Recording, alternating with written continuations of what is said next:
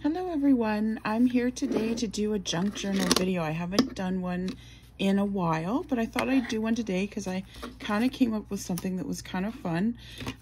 So I follow a lot of different people on Instagram, and this is something I saw on Instagram, except I've put my own little twist on it, of course. So it's not exactly as it was on Instagram. But what I'm basically showing you today, and hopefully you can see everything because I'm in a new spot and doing new work in a new spot. So hopefully I've got my camera set up okay. This will kind of be the test factor. But this is what I have created. So I've taken 2 journal cards and I've put them together with washi tape. And I've got a little tab on here so you can pull it out of whatever spot you put it in or whatever kind of thing. And then I've decorated the inside because they were just plain white on the backs of them. So I put some paper down and I put in some little pockets. And what I've used is playing cards. These are the backs of a playing card deck. These ones hold really itty bitty little tags, so that's why I have these little tags in here. So I thought I'd just show this to you because this is a fun way if you've got journal cards coming out the wazoo and you're not sure what to do with them, because you know you can only stuff so many journal cards in and you kind of get bored sometimes. So it's nice to have a little new way to use them. Plus I find these are actually really good ways of giving something to someone who for their birthday or you know, a celebration of sorts kind of thing. I've got some other examples here, so I'm going to get those out. So I'm a tarot card reader, professionally speaking. So I've got this deck of cards, Art Nouveau Lenormand, which is a different kind of deck of card reading. It's not a tarot deck. So someone gifted that to me, and I don't really do Lenormand, so I was like wondering, what can I do with these cards? So this is what they look like. That's the back of the deck, and then this is one of the fronts. It's the dog one.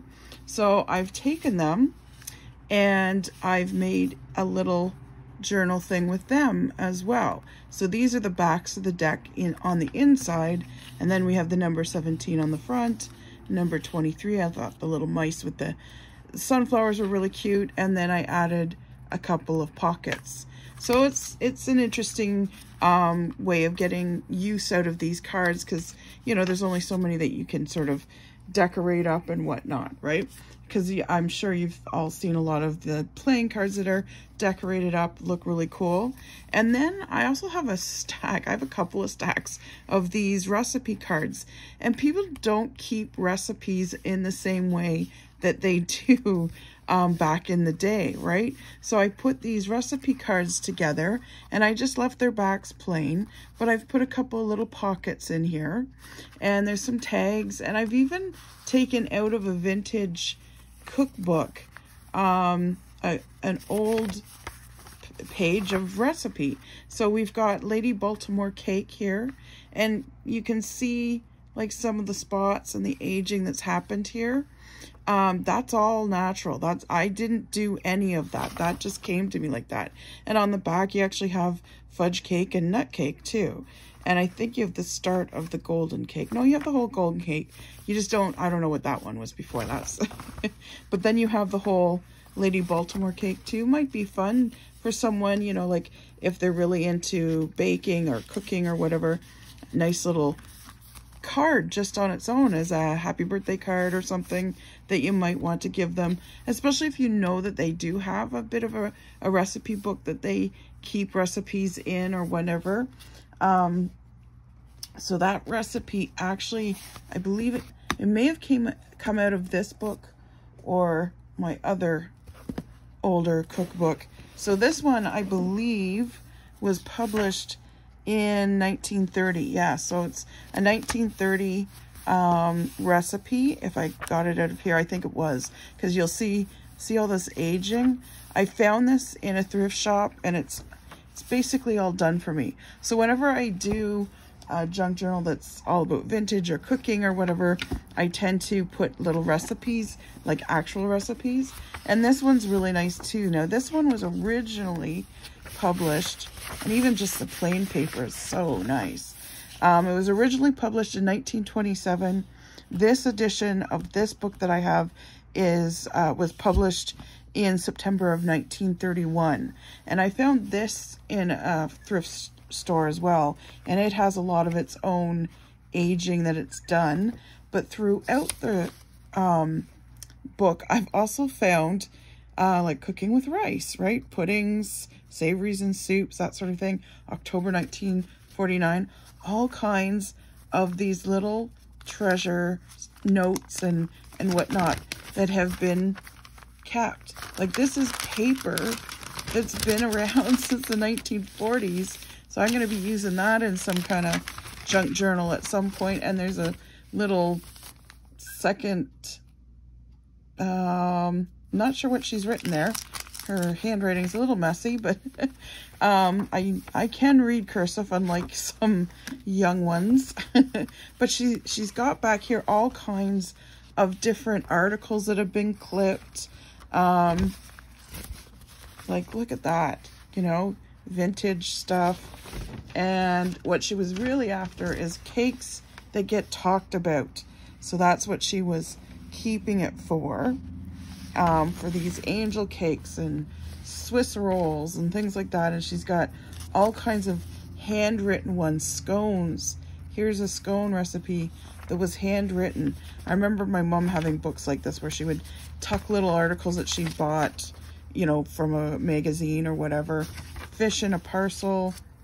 Ooh, this one has, oh, this is cool paper.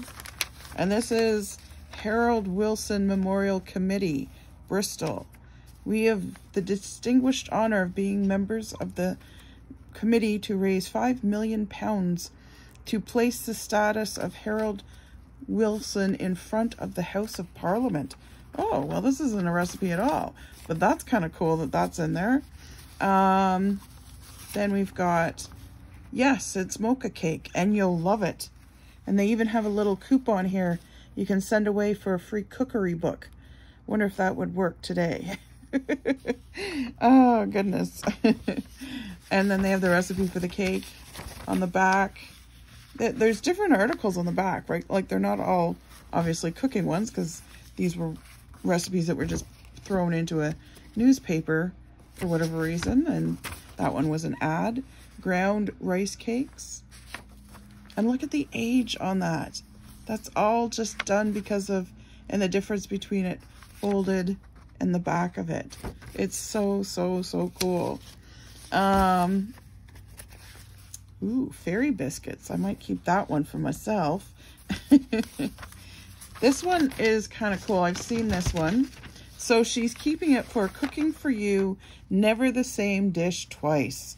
And she's got different little recipes that were in part of this article.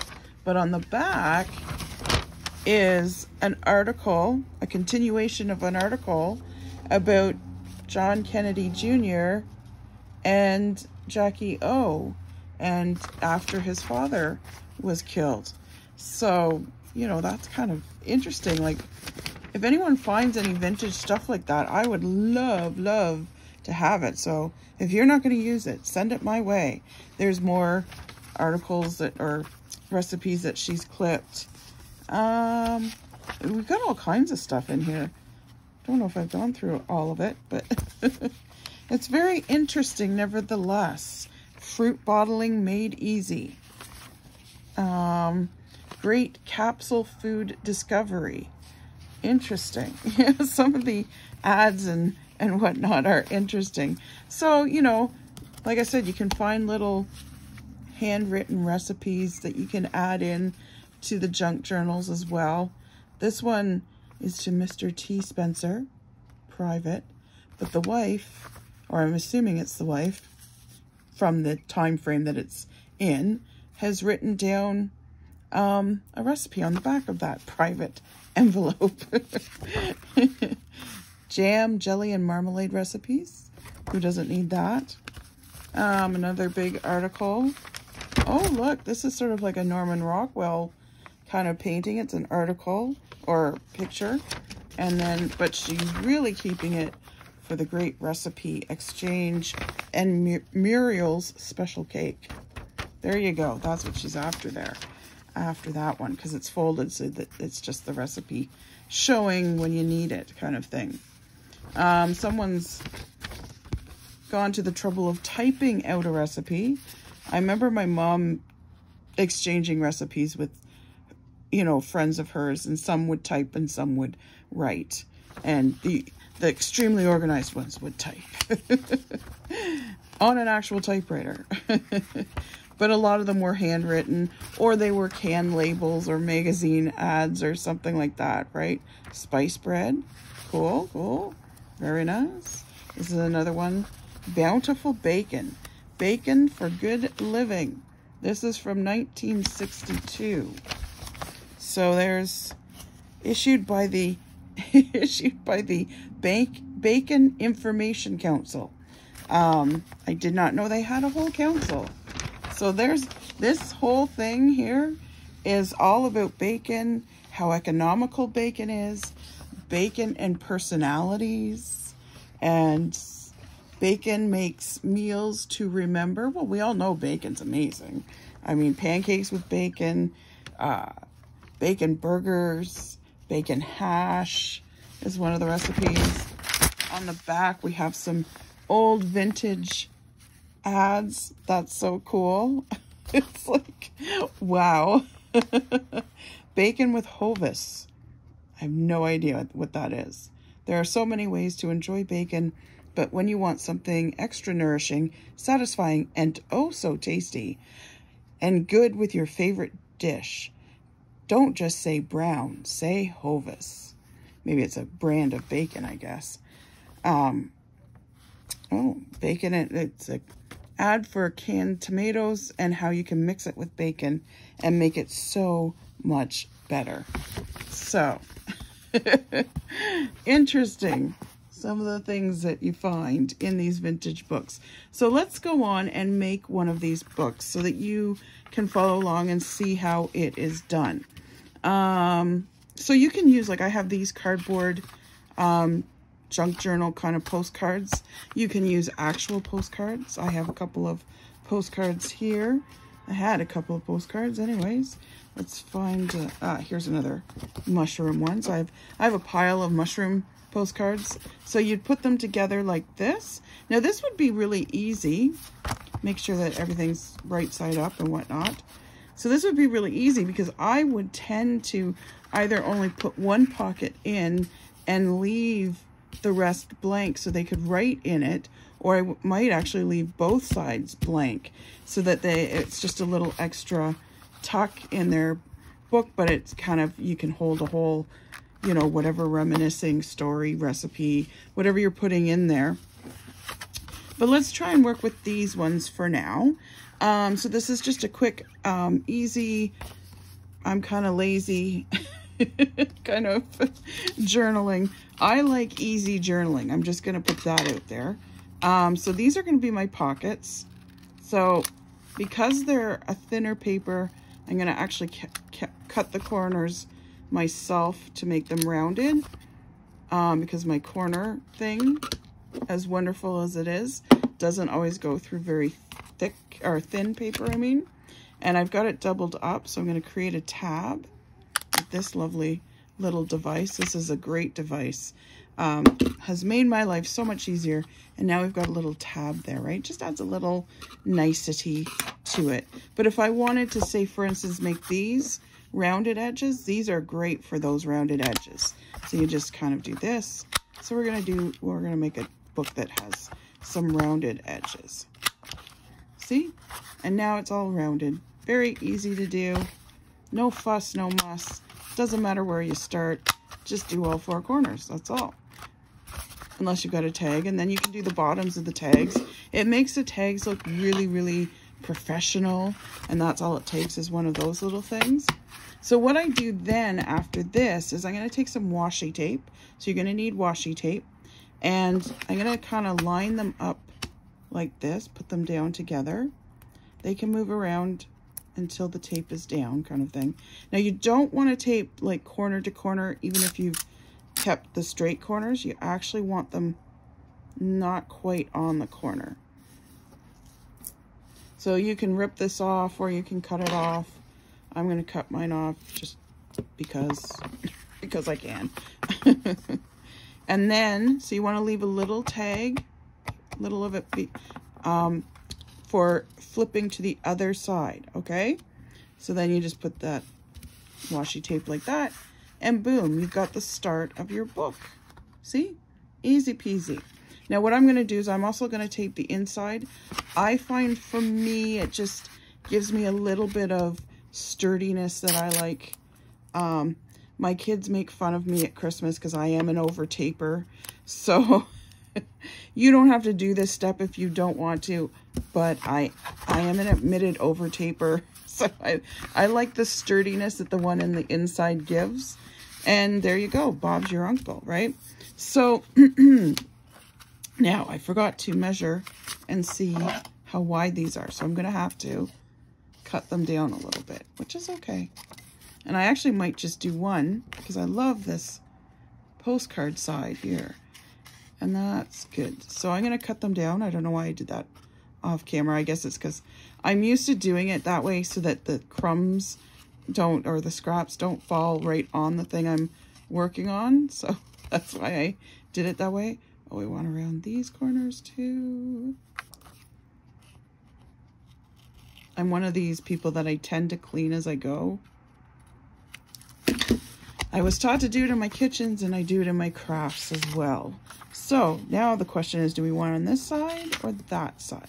Probably this side, I'm going to say. Now we can age this up.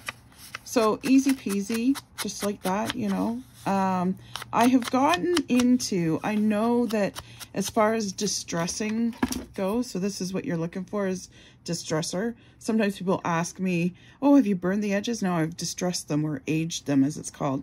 Now, Tim Holtz by far has a lot of great inks, and definitely by very, very far, Vintage Photo is the go-to for most people in the junk journal world. And there's a reason. It's a great color. But sometimes I find that it gets a little weak for me because I like you to know that I've been there. So you can see I'm using a slightly darker color. So because we've distressed this, I'm going to just quickly distress that. So what I'm using is Ground Espresso. It's just a smidge darker than the Vintage, and I don't feel like with Vintage, I find sometimes I'm going over it and over it and over it again. Not always, but sometimes. And it depends on the material, right? Like this stuff eats it up like candy. But it still looks good with that Ground Espresso too. It's just a little added edge to it somehow.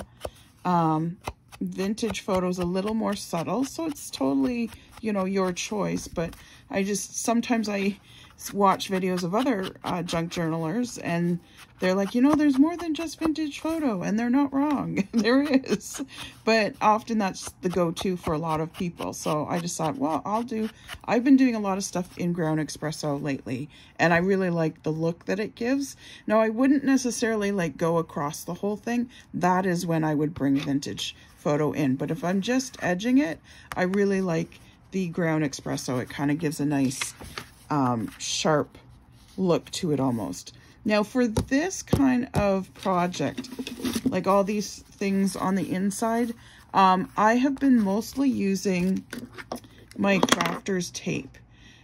Just because it's a little bit faster.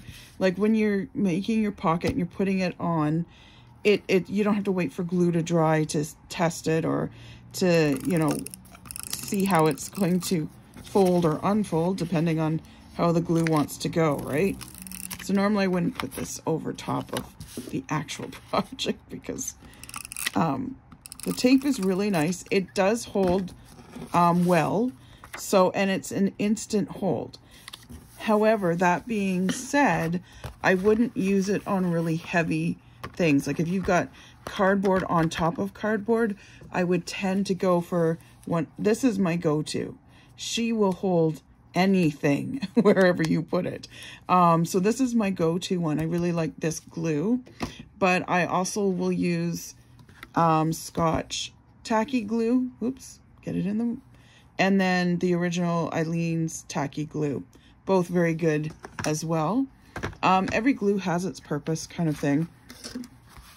So the pocket is in. Now we could put something on the pocket, you know, just to dress it up somehow if we wanted to.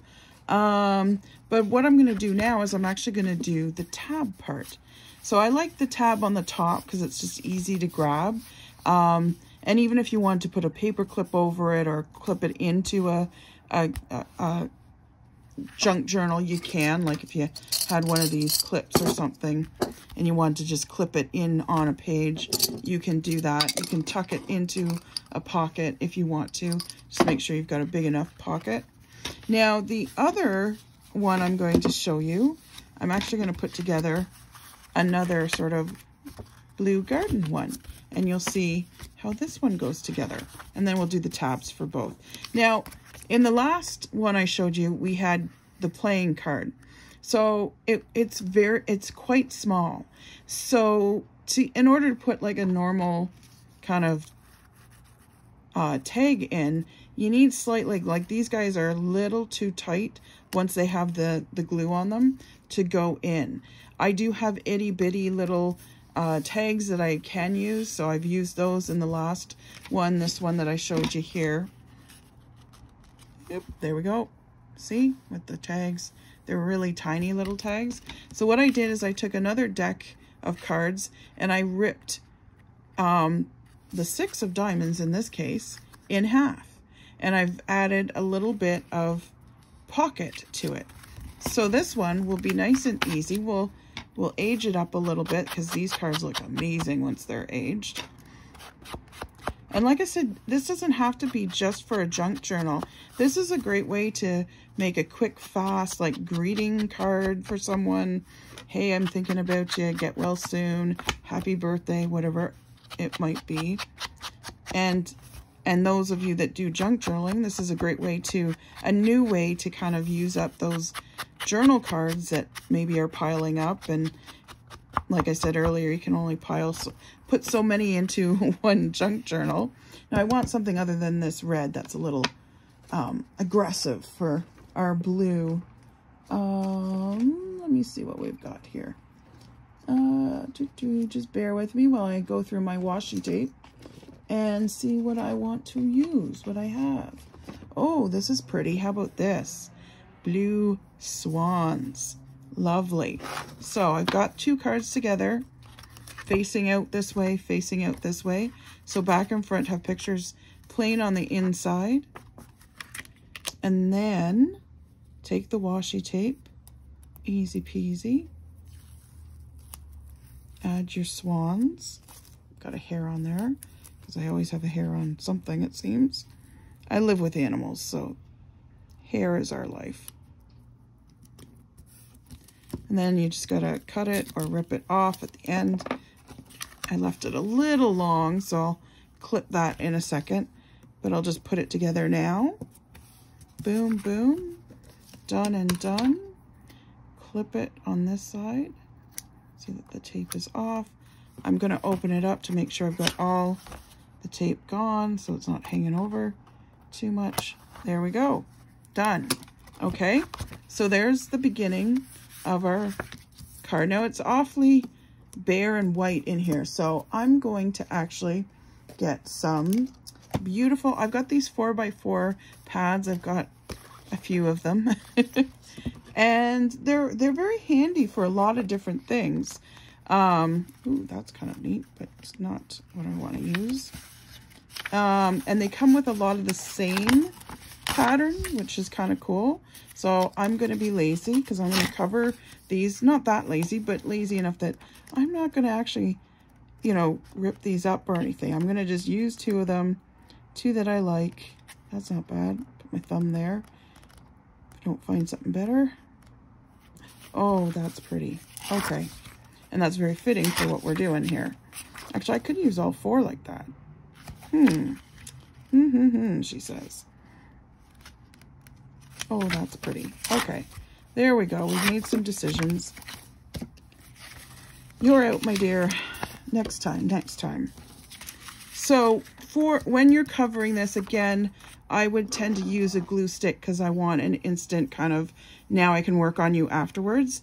Now, normally I would put washi tape on the inside, and I'm going to, but because I'm putting paper down, I want to put that down first so that when the washi tape goes over top, you can actually see it.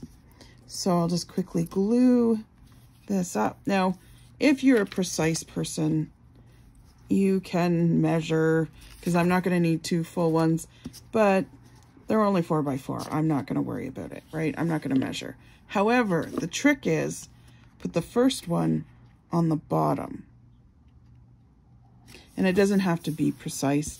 It just so happens that these are 4 inches wide, so that works out. Put this one on the bottom. I'll show you why in 2 seconds, why you want to do that. Glue, glue, lots of glue. And yeah, that's the great thing. Like, this is thin paper, so you can use the glue stick and it'll work fine. And as you can see, I'm just gluing right over top of this, right? So I'm doing that. I'm gonna get my bone out just to make sure it's all laid down nicely. That's one of the uses of this bone stick, by the way. So the reason you want to put the bottom one on first and then the top one is because when you put the pocket on, if it had been reversed, every time you try to put a tag in there, you're going to be hitting that seam and knocking it a little bit, right? You'd be, if it was this way, for instance, you'd be hitting that seam with that corner, and eventually you would start to peel that paper up. But because you're going the other way, you're not hitting that seam at all in the way down or in the way up. So that saves you a bunch of anguish. Now we're going to do this other one on this side. And like I said, I like easy, fast, kind of junk journaling things to do. I don't mind the monotony of doing like bulk things either. So I will sit here while I'm watching TV at night, and that seems like a good spot there, that turn. And just do up a pile of these, and it makes it way easier when you can do like a pile of these. And then when you're doing your junk journal, like I create page by page is the way I tend to do it. So then I add in tucks and pockets and whatnot. And then when it comes to stuffing it, I'm not sitting there going, oh my God, now I have to make all these cards and, you know, mini journals and things like that. I have them all ready to go. So let me just give you a for instance here, if I can. Can I find some? Can she find some, she wonders. Oh, okay, here. So for instance, these are all envelopes that I've made. And I can do another video to show you how to make these envelopes. There. So these are all envelopes I've made. I've got about 30 of them made so that I can just easily add them into whatever junk journal I want. And I can show you how to do it. It's super easy. And you're using up your 6x6 paper, which is awesome. Because sometimes with that 6x6 paper, you tend to get a lot of it left over, or, you know, ready to go. Like, you buy a lot of it even without realizing it. So now we've got these glued down. They're ready to go. Don't have to wait because the glue's not wet. And then I'm just going to put the swans down just like that. Because like I said, I'm an over taper. But also for this particular type of little booklet, it's nice to have the gold swans there and just see them, right? So there's the beginning, and you can put like a little embellishment. You can embellish this up all you want. Like I might even go in and paint these with gold paint, these middle parts, or put a little pearl or something there, and then maybe a little word or phrase or something as well. I'm showing you the basics part of it. Now before we glue down pockets, I will age this a little bit. the other advantage of aging is that if you're a little bit off, like there was a little bit of white still showing there, it forgives that mistake that you've made. It's like you can't even tell there was white there anymore. It just looks like it's been aged, and it helps to blend it all together, right? It brings both sides kind of together, and you can even fold it this way. It won't fall apart. It's durable. It's good. I'm not going to do it on the tape because it won't last on the tape anyways. It'll just rub off. But it transforms it when you do age it like this. One, it looks a little more vintage, but also it forgives any borders that you've left behind. So you don't have to be precise. I'm a, you know, more go with the flow, let's see how this turns out kind of thing. So I do want to put a little bit of aging down here. So I will brush it there, and a little bit more here, just for fun. Because I was a little heavier handed on this side, so that's okay. It worked out. So one here, and I've got another one. You could put another one there. You could, you know, use a little paper clip or something if you wanted to. You could staple it in like a little mini notepad, so they'd have notes they could write in here. So let me see, I probably have one ready to go. Just got to find the right paper. This was a little bit of embellishment on it, but that's okay. That's all right. We'll make it work. There we go. Okay, so nice little paper. These are leftover scraps from when I was embossing paper. So we can make this really easy. So it'll give them, whoever gets this lovely little booklet together. And you can just do stapling. You don't have to do anything fancy. I mean, you could put in a paper clip if you wanted to. I've got a lovely blue paper clip. So you could do that. Actually, I might stick with that. That's actually quite nice. Or you could just staple it in. Boom, boom, right? And then they can tear the paper off as they want, or they can just flip it over with the paper clip. Obviously, they can take it right out. Oops, almost dropped my paper clips. Yeah, I found these in a vintage, not vintage, in a thrift store. I also got a jar of these, $1.50 each. I'm like, yes, I will take those for $1.50 each. So this, again, we're going to use that crafter's tape, right? Because it goes in right easy.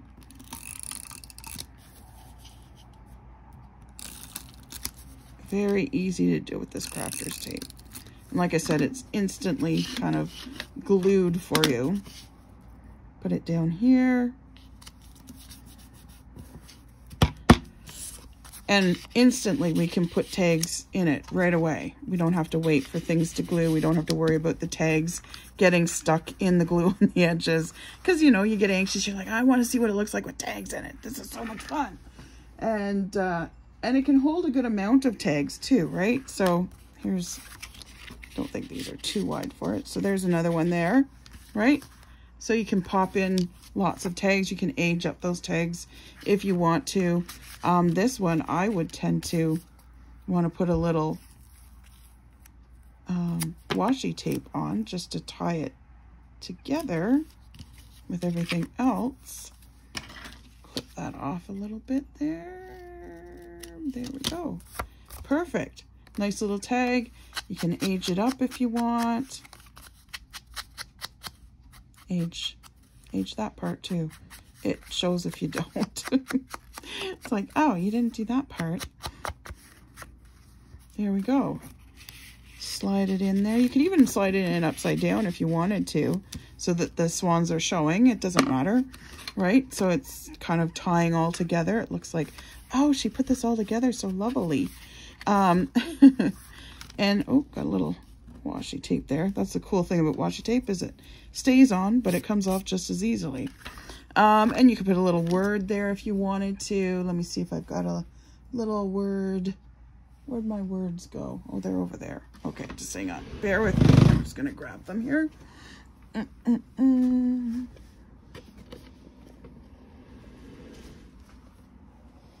if I can grab them without rocking my whole world on myself.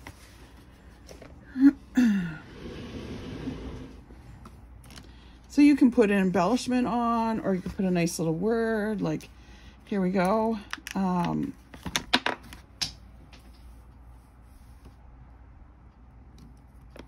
Love. Can't beat that, right? And then maybe up here.